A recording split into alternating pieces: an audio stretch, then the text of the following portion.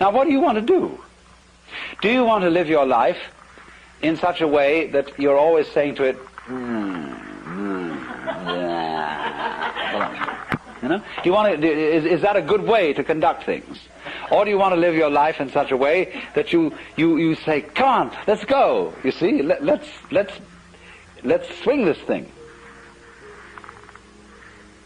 On the one hand, you see, you're always in tension against it. Do you remember I pointed out to you in this morning that the person who's anxious, constantly anxious, is the person who is resisting the flip-flopability of things.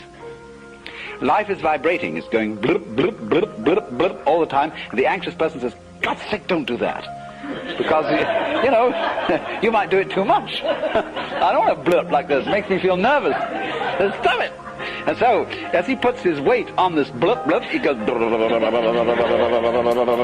like this, you see, it gets tripping. So instead of saying, come on, let's blip, see, let's go, and do this thing, so in exactly the same way, the person who wants to say, well, you're nothing but some kind of chemicals, and they're just a lot of, you're a bag of pus and blood, basically, with a few bones inside. And that person is doing the same thing, you see, as the person is putting pressure on the flip-flopability of things, and so he gets anxious.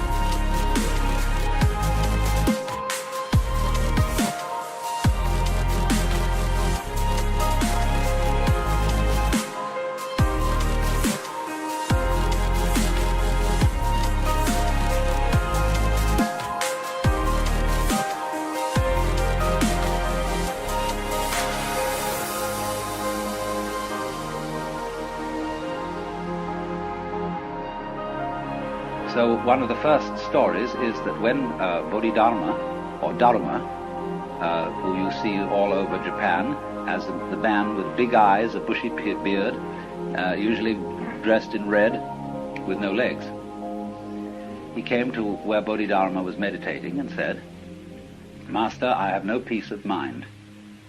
Please pacify my mind. Because he didn't even get in for a long time to ask the question, because Bodhidharma refused to see anybody. Finally, when he cut off his left arm as a token of his sincerity and presented it to the master, Bodhidharma said, you know, all right, what do you want? Well, he said, I have no peace of mind. So Bodhidharma said to this man, whose name was Eka, bring out your mind here before me, I'll pacify it. And Eka said, when I look for my mind, I can't find it. Bodhidharma said, there, it's pacified. Now somehow this answered Eka's question. And you'll see from the story that I told you that what happened was the disappearance of the problem. Because Eka, when he looked for his mind that was giving him so much trouble, couldn't find it.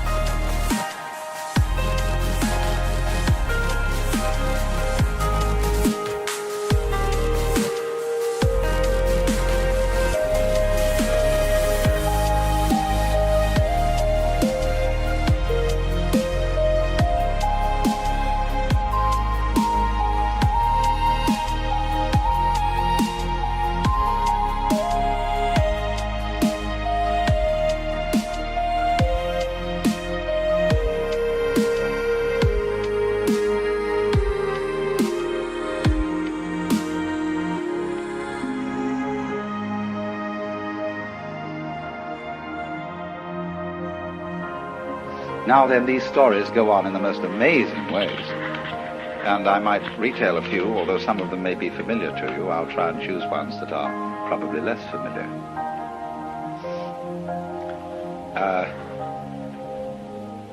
Then there was another monk whose name was Gute, and whenever people came to ask him questions about Buddhism, he'd hold up a finger. That was the only answer he'd give. Well, he had an attendant, and one day somebody came to the temple to inquire about the teaching being given there, and the master was apparently out, and his attendant was there. So the investigator said, "What is your teaching here?" And the attendant held up a finger. Anyway, but actually the master had been there. He was peeking from behind a screen. And so he came out to this boy and said, "What's the fundamental teaching of Buddhism?" And the boy held up a finger. Instantly the master drew a knife and cut it off. And the boy was very dismayed and rushed away yelling. So the master said, "Hey, come back!" As he came back, he said, "What's the fundamental principle of Buddhism?" And he went to hold up the finger, and it wasn't there. And he was enlightened.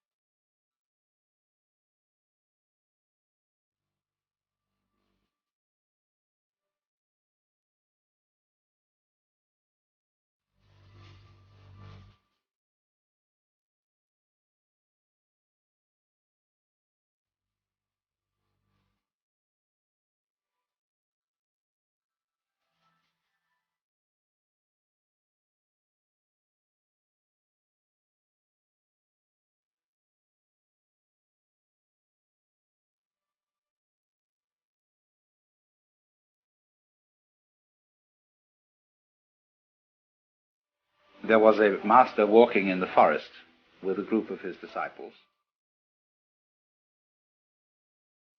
And suddenly he picked up a tree branch and said to one of the monks, "What is it?" And the monk hesitated, didn't answer immediately, so the teacher hit him with it. So he turned to another monk and said, "What is it?" And the monk said, "Give it to me so that I can see." And the master tossed him the branch. He caught it and he hit the master with it. And so the master said, "Well, you got out of that dilemma."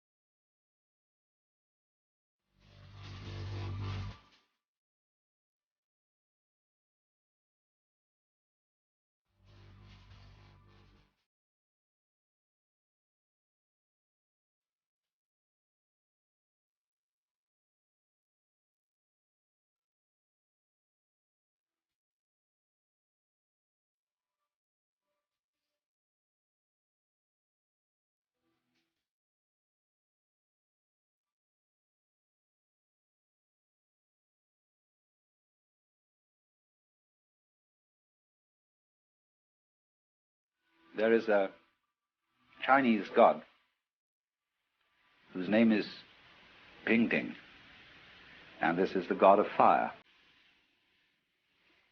And there was a monk who was traveling, and he came to a new master. He had been to someone else, and he said, well, who did you study with before you came to me? Or he said, I studied with so-and-so. He said, what did he teach you? Well, he said, when I asked about the fundamental meaning of Buddhism, he answered me, Ping comes for fire. Well, the master said, that was an excellent answer, but I bet you didn't understand it.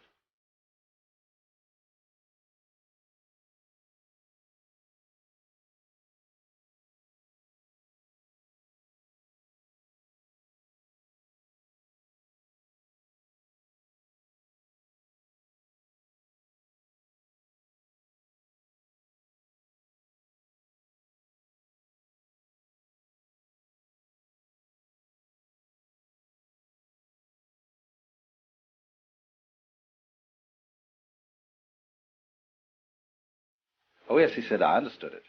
Because Ping is the god of fire. And when, if Ping should ask for fire, that would be like me asking about Buddhism, because I'm really a Buddha already. The master shook his head. I said, I knew it. He said, you missed the point completely. Well, he said, well, how would you deal with it? The master said, you asked me. So the monk said, what is the fundamental principle of Buddhism? And the master said, Ping comes for fire. And the monk got the point.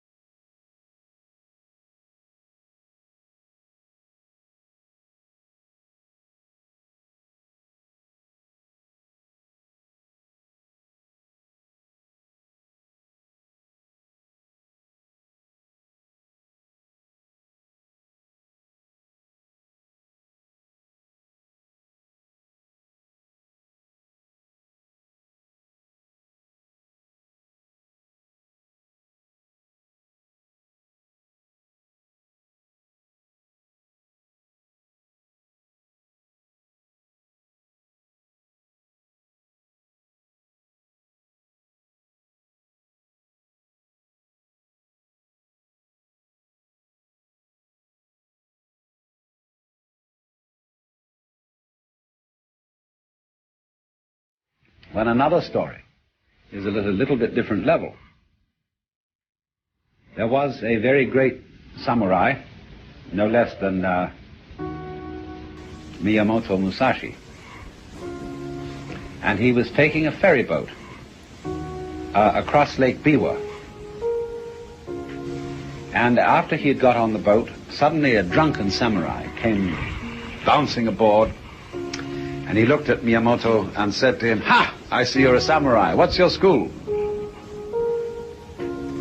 And he said, "Mine is the no-sword school." He said, "Ha, ha, ha." The boat had begun taking off by this time and was going across the water.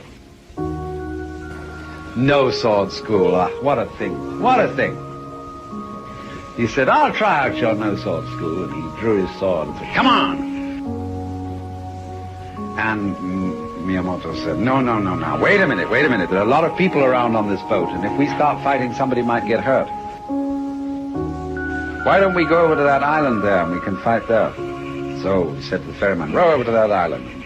And so they went over to the island, and this drunken samurai was all ready to get in the fight. And he jumped off the boat onto the island, and quickly Miyamoto grabbed the oar from the ferryman and pushed the boat out into the water.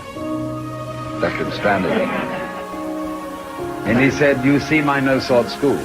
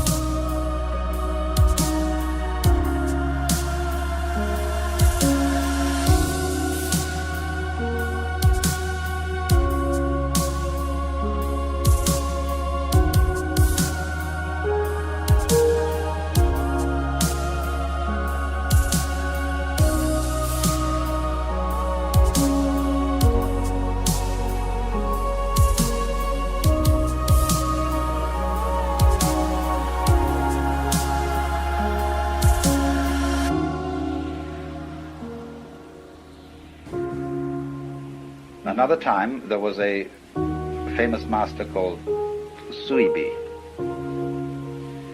and he was asked, what is the secret teaching of Buddhism? And he was asked this in the lecture hall, where other monks were studying. And he said, wait till there's no one around and I'll tell you. So later in the day, the monk accosted him and said, there's nobody around now. What is the secret teaching of Buddhism?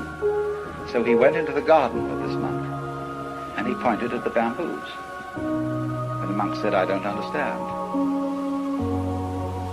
He said, what a tall one that is.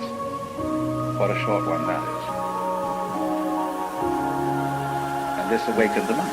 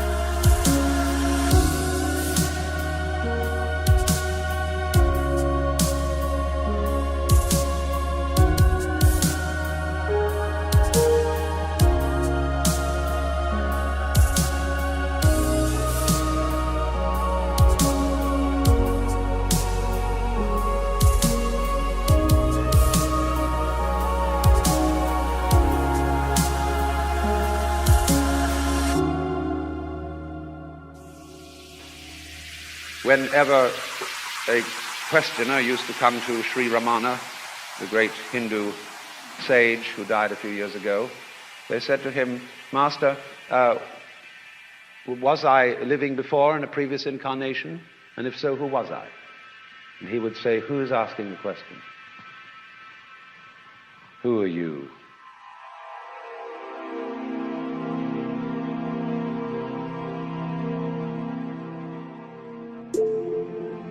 And a spiritual teacher in both Hinduism and Buddhism is a kind of, well, what he does to awaken you, to get you over the hallucination of being the skin-encapsulated ego, he bugs you in a certain way. He has a funny look in his eye, as if to say, come off it, Shiva, I know what you're doing. And you say, what, me? He looks at you in a funny way.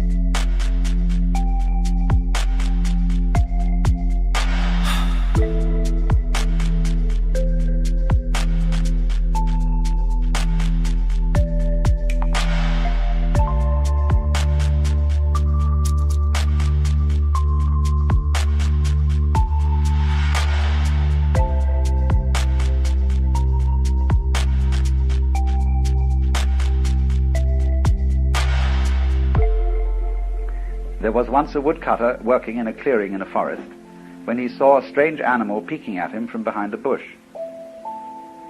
And thinking to have this animal for dinner, he rushed at it with his axe. And the animal laughed from the opposite side of the clearing, because this animal had the power to read thoughts. And therefore, wherever the woodsman intended to go, the animal read his thought first. And so the animal began to talk and mocked him and said, "You think I'm going to be this place next?" Because the woodsman naturally thought, when I see him next, instead of going to where he is, I'll go to the opposite side of the clearing. And so this went on until the woodsman got absolutely furious, and he returned to chopping the wood.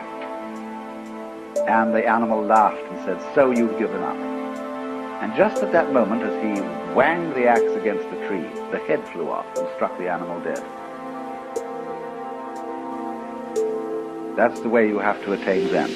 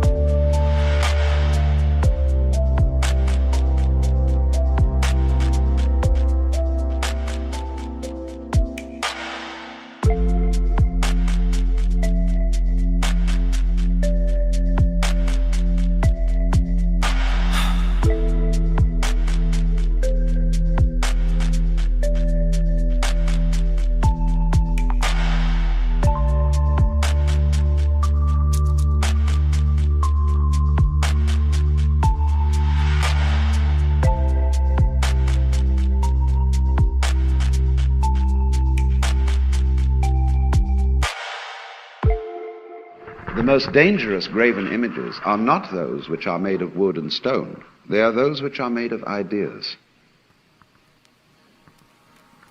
And it is well known to the great mystical tradition of the world, all over the world, that the sort of supreme vision can only come when you have got rid of every idea of God whatsoever.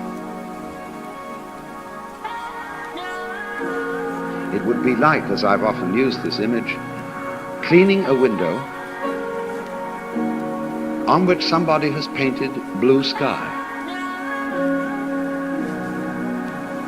Well, to see the sky, you've got to scrape off the paint.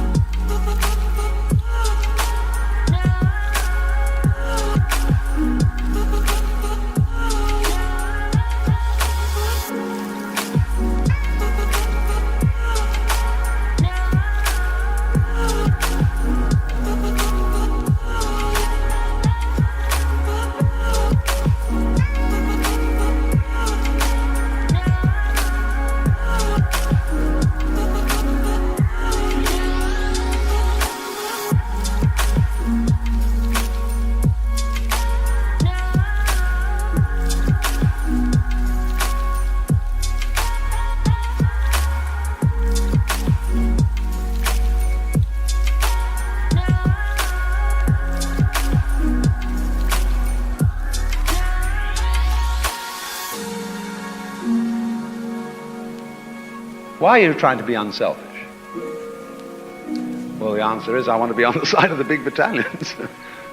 I think it's going to pay better to be unselfish than to be selfish. Well, Luther saw that. But there it is.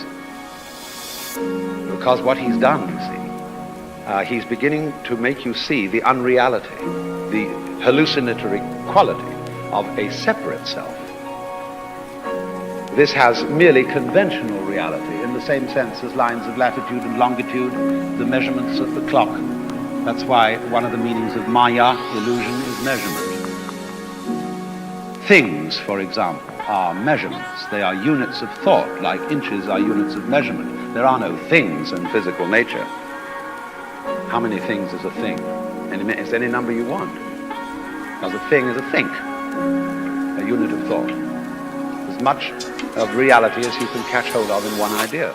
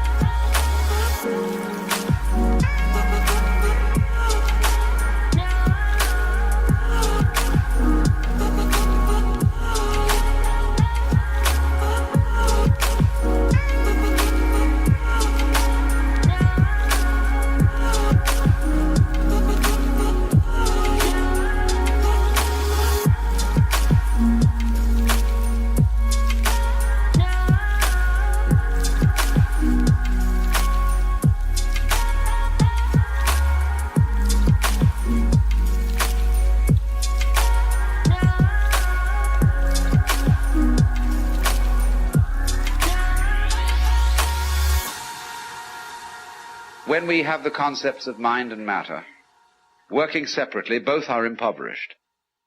Mind becomes vague, kind of gas, psychic gas, and matter becomes mere stuff. And how these two ever influenced each other, nobody ever could decide. Because all properly behaved ghosts walk straight through brick walls without disturbing either the bricks or the ghost. And so how can a mind incarnate in a material body move that body in any way? This was always a puzzle.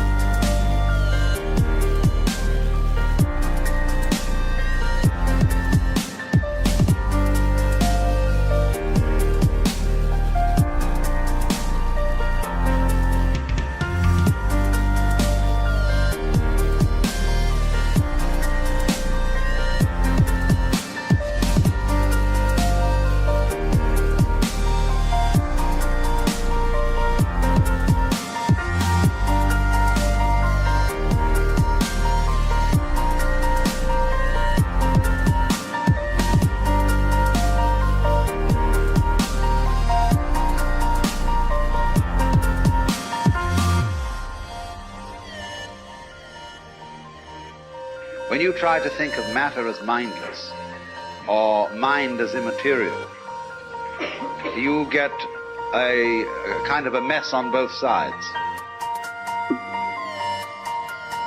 The idea that man can be an objective observer of an external world that is not himself, so that, as it were, he can stand back from it and look at it and say, what is out there? We see that this cannot be done.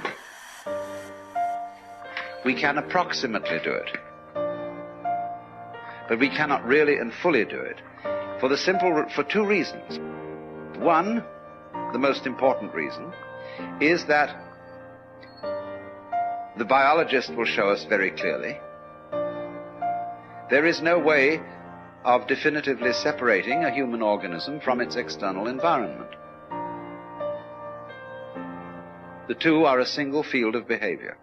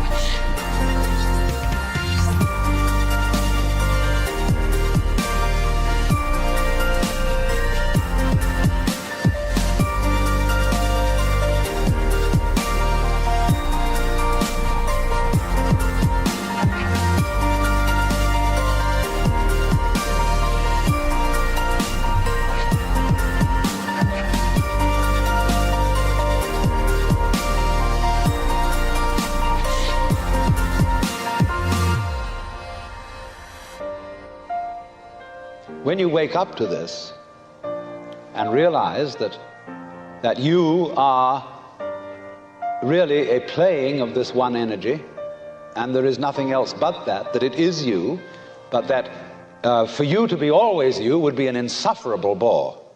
And therefore, it is arranged that you stop being you after a while and then come back as someone else altogether. And so when you find that out,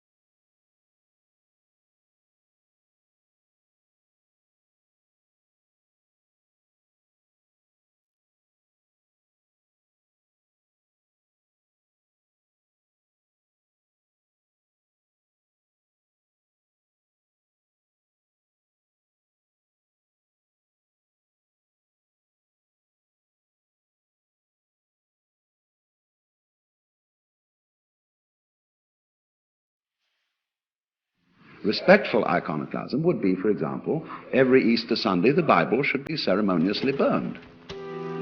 Because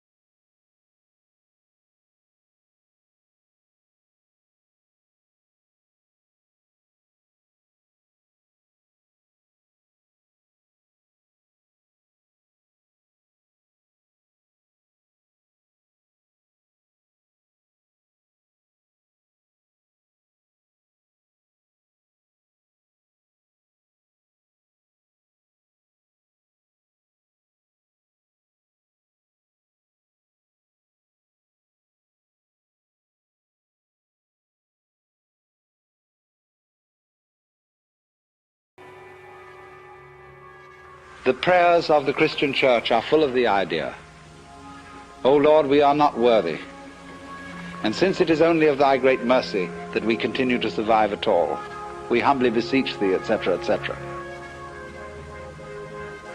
Imagine going around with that feeling about the nature of reality, that it is watching you all the time, that you're always on probation, like a released prisoner. And therefore there is an all-seeing eye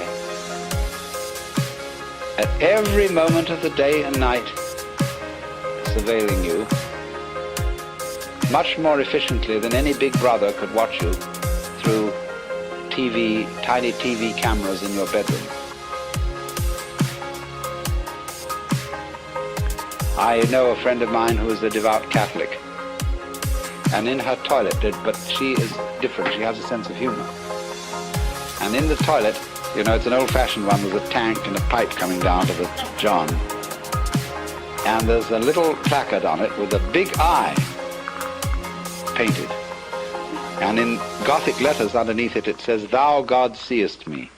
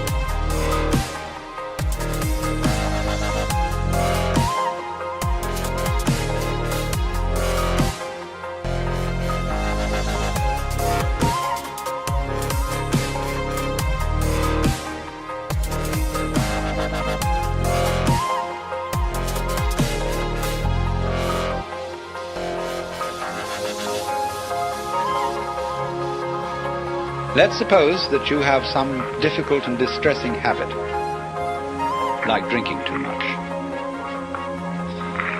And you're assured that once you've become the victim of this habit, it's an extraordinarily difficult thing to get rid of it, and it requires intense willpower. And so that kills you right off. You're a dead duck from then on. It's as if you see you had said to the devil one morning, "Look, I'm going to get rid of you. I'm not going to have anything to do with you anymore." So the devil, who is an archangel and is terribly clever, is all set for you. And because he knows that you are getting out of his way, he surrounds you with greater temptations than you ever imagined. If you are going to outwit the devil, it's terribly important that you don't give him any advance notice.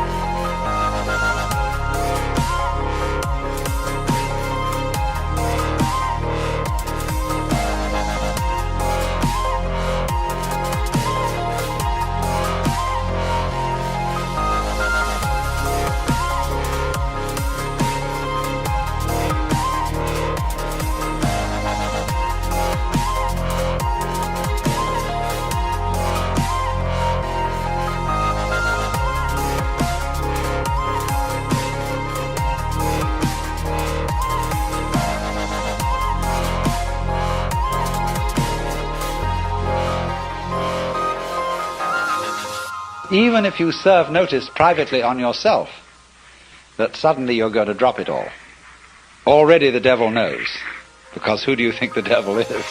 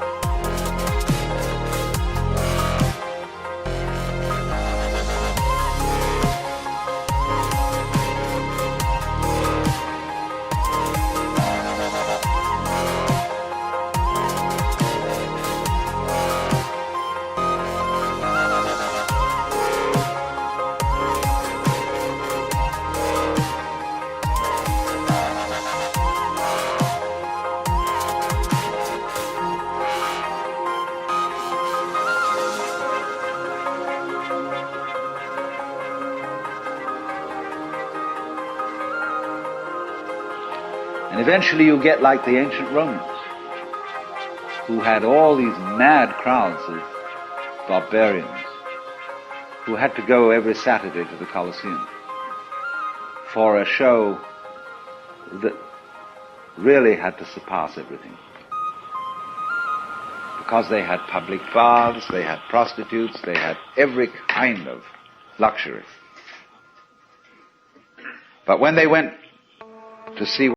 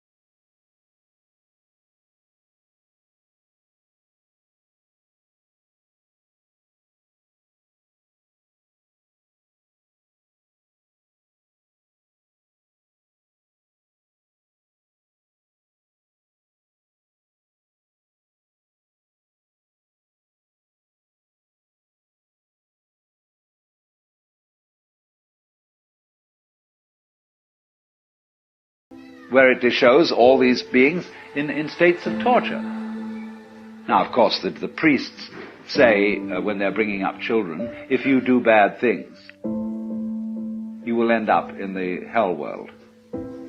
But this is a very inadequate way of showing how one gets to the hell world. You get to the hell world as a result of not knowing what you want. As a result of thoughtless pursuit of pleasure, which ends you eventually in the pursuit of pain. So when you're in the hell world, that's where you want to be.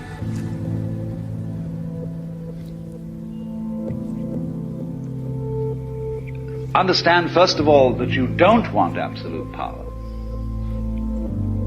You don't want absolute control. You want, yes, some control. So then, we ask the question, if the motivation of power gaining disappears, you've seen through it and you know that's not what you want, what other motivation takes its place as the origin of actions?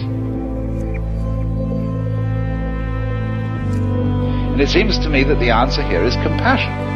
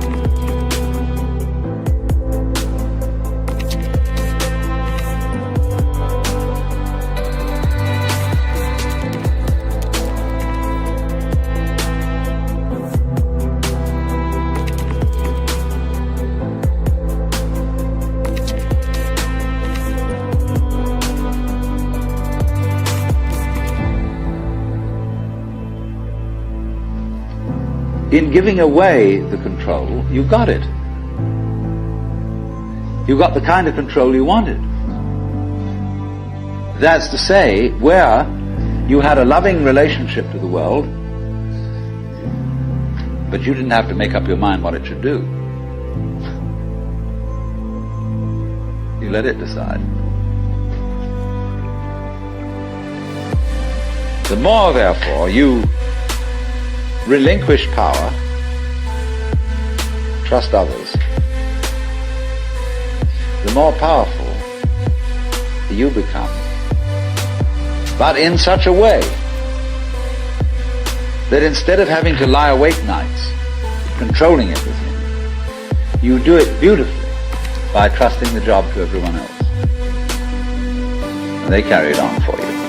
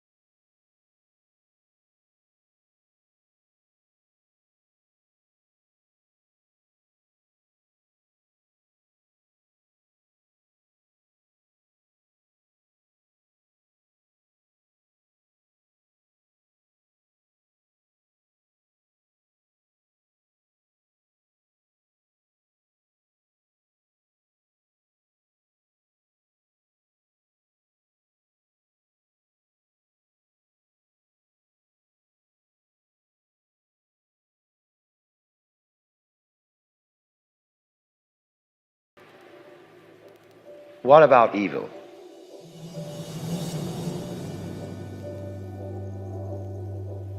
Are we to make the ground of being responsible for evil? And we don't want to do that because we want to keep God's skirts clean.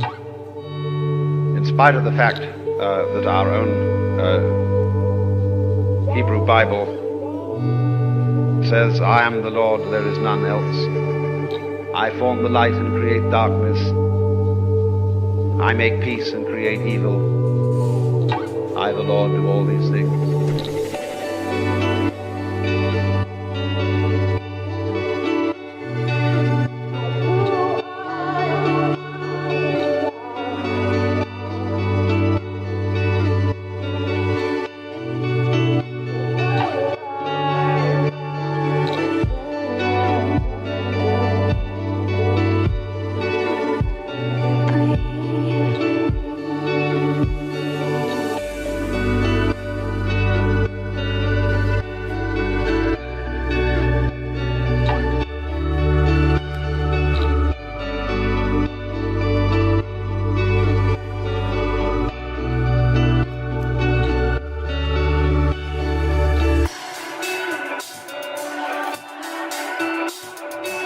Isn't it funny now how we've forgotten that?